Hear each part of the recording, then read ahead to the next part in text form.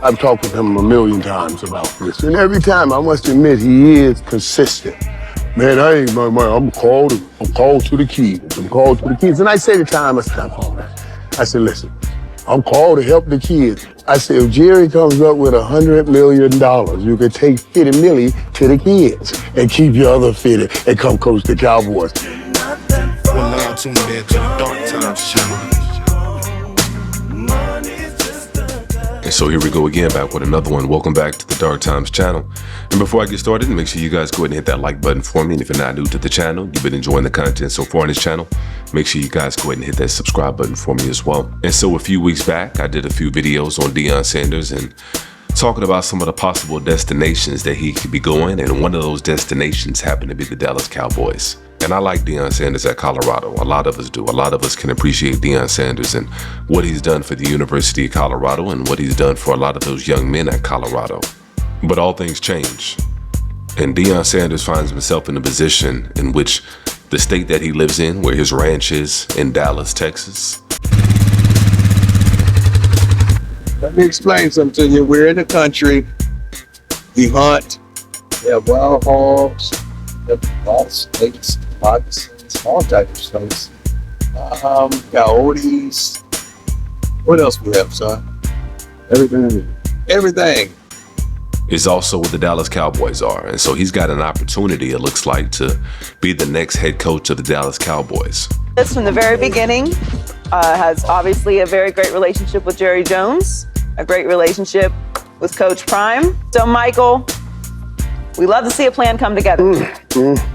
Is it going to come together though? Is your Prime plan really going to happen? Well, and I tell you guys, circumstances sometimes push people in a different place or a different area that they thought about going in. And I know a lot of people, especially people out there within the media, people that don't even like Deion Sanders to begin with, are going to be talking about, oh, Deion Sanders is leaving the kids high and dry.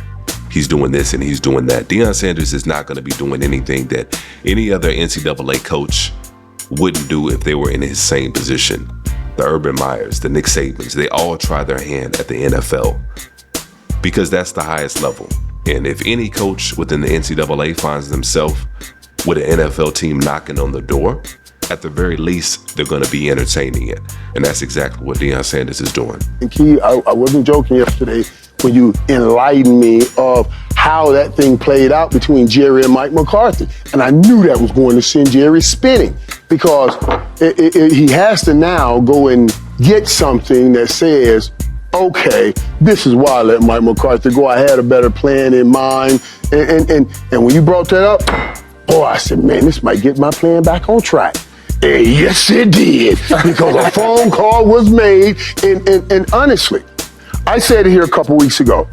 I don't know how any GM or any AD, anybody that says we got to do something to get our team over the hump or get it to a better place, not sit down and have to consider Deion Sanders with the track record that he has laid out before you. So I said the exact same thing on this channel. I said there should be a lot of teams lined up for Deion Sanders because it's not just about X's and O's. It's not just about winning championships, especially when it comes to the NFL. There's only one Super Bowl champion every year. And yet the Dallas Cowboys are the #1 team in the world. Not America. The Dallas Cowboys are the #1 sports franchise in the entire world. And they haven't won since the 90s because Jerry Jones knows how to stay relevant. He knows how to be box office. And who's more box office than Deion Sanders? And so there's more than one way to win, especially when we're talking about the business of the NFL. Yeah, when I talked to Deion this morning, he said to me, now, listen, I can tell you this, we did talk and these things, but Michael, that's it, we can't go any farther with it. I was like, no, I know I got a big mouth, I won't go too far with it, but I appreciate you telling me that because that means good conversations are being had, not just a conversation, good conversations are being had. And I want to shady ye up and make sure those conversations keep ye going, if you know what I mean. We do know what you mean. What does he mean, Joy? But shout out to Joy Taylor. She's back in uniform. I know some of y'all can appreciate that.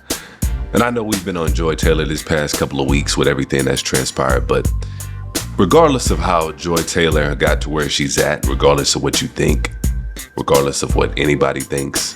When it comes to sports media and sports entertainment, Joy Taylor is right up there with some of the best female analysts to ever do it. And I like a lot of her takes. And this take right here is probably one of the better takes that I heard from Joy Taylor in quite some time. Go ahead and check it out. Deion Sanders going to the Dallas Cowboys, which is the biggest brand in all of sports on the entire planet of Earth, would be the biggest story on the planet for the entirety of the time that he is there. It just would be. There's never been a story like the Big Three in Miami. Think of the opinions that people have of Deion Sanders at Colorado. Yeah. Colorado. This is the Dallas Cowboys. This is Coach Prime, Deion Sanders. There is no bigger pairing. So when you're talking about overpaying, to Paul's point, forget the Dallas Cowboy fans coming back. People hate the Dallas Cowboys now when they're losing and they have really no impact on the scene. I remember where I was when LeBron James said he was coming to Miami. I was in Benihana in North Miami.